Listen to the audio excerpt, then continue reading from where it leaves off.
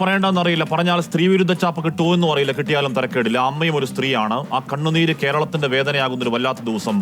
അത് പറയാൻ കഴിവില്ലെങ്കിൽ പിന്നെ ഈ കോട്ടും എടുത്തിട്ട് ഇവിടെ വന്നിരുന്നിട്ട് കാര്യമുണ്ടോ? വീടിന്റെ ഉമ്മറ തകാലത്തിൽ അവസാന യാത്രയ്ക്ക് ഒരുങ്ങി കിടന്നവന്റെ ജന്മദിനം ഇന്നലെയായിരുന്നു. പ്രായം കേവലം 42 ഉള്ളൂ. ആ താടി കൂട്ടിക്കെട്ടി ചേതനയില്ലാത്ത മുഖത്തേക്ക് നോക്കി, മുത്തേ നിന്റെ മുഖമൊക്കെ മാറിപ്പോയല്ലോടാ മോനെ എന്ന് വേദനിക്കുന്ന ഒരു പെറ്റവയറിന്റെ വേദന കണ്ടു നിൽക്കാവതാണോ? ലോകത്തിലെ ഏറ്റവും വലിയ വേദനയുടെ പേര് അമ്മയുടെ പുത്രദുഃഖമെന്നാണ്. ദീപകിന്റെ തലക്കൽ കൊളുത്തി വെച്ച നിലവിളക്ക് പോലെ അച്ഛനും അമ്മയ്ക്കും കുടുംബത്തിനും ആ വീടിന്റെ ഒരേ ഒരു വെളിച്ചം താനെയങ്ങ് കിട്ടുപോയതല്ല. റീച്ചിനും ഷെയറിനും വേണ്ടി അഹങ്കാരത്തിന്റെ പരകോളിൽ ഒരു സ്ത്രീ അടിച്ചു കെടുത്തിയതാണ്. ഒരു കുടുംബം നാനാവിധമാക്കിയതാണ്. അങ്ങേയറ്റം വേദന ഉണ്ടാക്കുന്ന ഒരു ആത്മഹത്യയിലേക്ക് ചാടി വീണ് അവരുടെ രാഷ്ട്രീയവും മതവും ചികഞ്ഞ് 10 വോട്ടിനുള്ള സ്കോപ്പുണ്ടോ എന്ന് നോക്കുന്നവരുണ്ട്. ചെറുനക്കുന്ന ചെന്നായ്ക്കൾ, അത്തരക്കാരെ വിട്ടേക്ക്. ഇവിടെ പ്രശ്നം അതല്ല.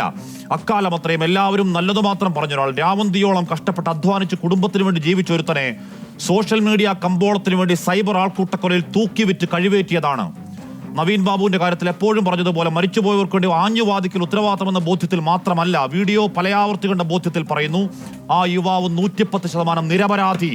ഭാരമുള്ളൊരു ബാഗ് ഉയർത്തുമ്പോൾ അറിയാതെ പറ്റിയത്, റീച്ചിന് പറ്റിയ ഒരു കോപ്പ് കിട്ടിയ ആനന്ദത്തിൽ ചിരിച്ചുകൊണ്ട് ലൈംഗികാതിക്രമം പകർത്തിയെന്ന് ആരോട് പറയാനാണ്?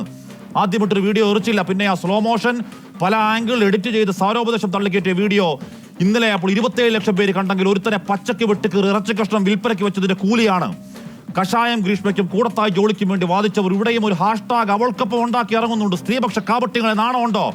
കോൾ ഔട്ട് എന്നും പറഞ്ഞ് യഥാർത്ഥ പരാതികളെയും തൊലക്കലാണ് നിങ്ങളുടെ പണി. ശരിയായ പരാതിയിൽ ആർജവത്തോട് അവൾക്കൊപ്പമാണ്. പക്ഷേ ഈ വ്യാജങ്ങളെ, സോഷ്യൽ മീഡിയ കോണ്ടന്റ് അപരാധങ്ങളെ സ്ത്രീ സമൂഹം ചെറുക്കുന്നില്ലെങ്കിൽ ഇനിയും അച്ഛനും മക്കളും ഭർത്താവും അടക്കം മച്ചകത്ത് തൂങ്ങിയാടും വേട്ടക്കിരകൾ, ആൺ ശവങ്ങൾ.